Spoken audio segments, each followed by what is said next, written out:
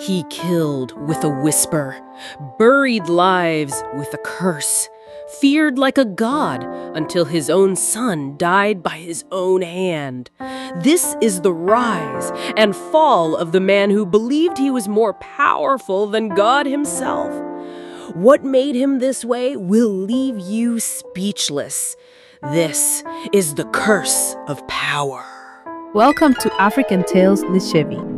In the heart of Obadi village lived a man named Fagbami. He was feared more than the gods, not because of titles or riches, but because of the power he carried in his voice, a voice that could kill. Every morning, Fagbami sat in front of his hut with a staff in his hand and pride in his eyes. He was feared, not respected, loved only by his two children, his son Adio and his baby daughter. But Fagbami, he did not believe in God. He believed only in himself. One morning, a woman walked past his hut and didn't greet him. Fagbami looked up slowly and whispered, "She will not reach her home alive." And she didn't. The woman fell down in the street before she could reach her doorstep. Another day, a pregnant woman shouted at him in anger. Fagbami spat on the floor and muttered, "That womb shall never deliver." Months passed. The woman remained pregnant until she died with the child still inside her. The villagers trembled, but no one could challenge him. Fagbami's son Adio was a reflection of him, arrogant, fearless, and spoiled with charm. He would walk around the village bragging, "Do you know who my father is? If he says a thing, even spirits obey." Adio disrespected elders, cursed people for fun, and believed he was untouchable.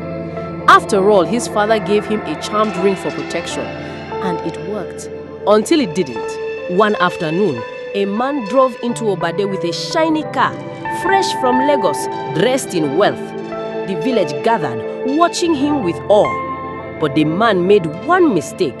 He passed by Fagbami's hut without greeting him. Fagbami stared at the road where the car vanished, then whispered, "He will not return in peace." Hours later, the man's car crashed at the village boundary. He died on the spot. Fear spread again. Fagbami was now more legend than man. One fateful day, Adio and his friends were playing near the village square. A beautiful young woman passed by. Adio smiled and said, "Ah, that girl will be mine. She's too fine for anyone else." But one of his friends laughed. "That one, even if she marries in this village, it won't be a wicked man's son like you." The words stung. Adio's face darkened. He pulled out the ring his father gave him, slipped it on, and began to rage. Forgetting he had put on the ring, Adio started boasting and beating his chest. "Are you dare insult me and my father? Me, Adio? Today you will bow before I bury you." But as he puffed his chest and prepared to strike, he suddenly froze. His hands trembled, his breath caught. Adio collapsed. In seconds, he was dead. His friends screamed and carried his body home. The villagers followed in silent shock.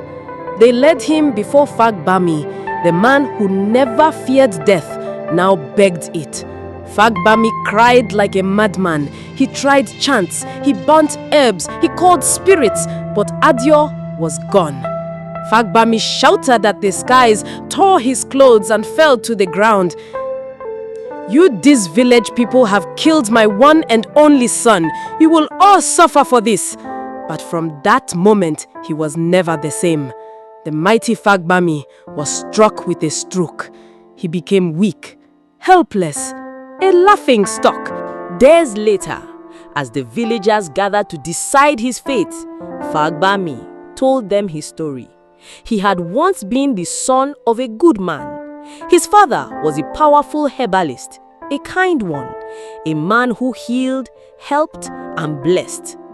But one day, at a sacred herbalist meeting, his father's friend turned on him. Jealousy, envy, murder.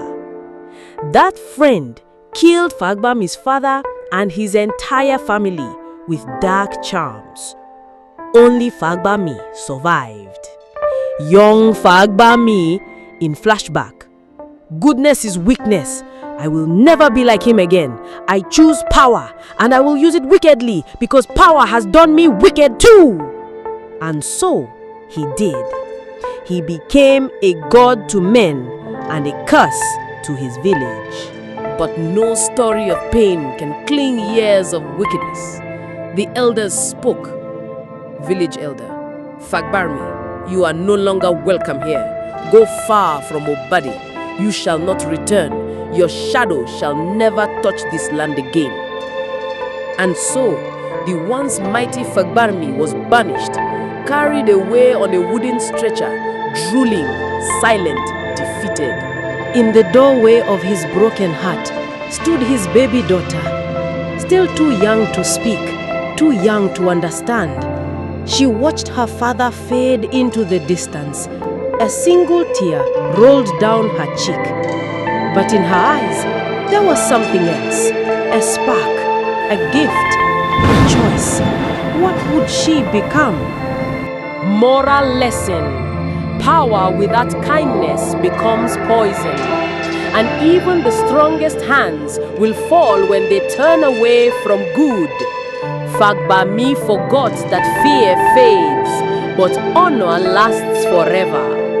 Thank you for watching African Tales with Chevy. If this story moved you, like, share, and subscribe for more powerful African folktales and real-life story. See you in my next video.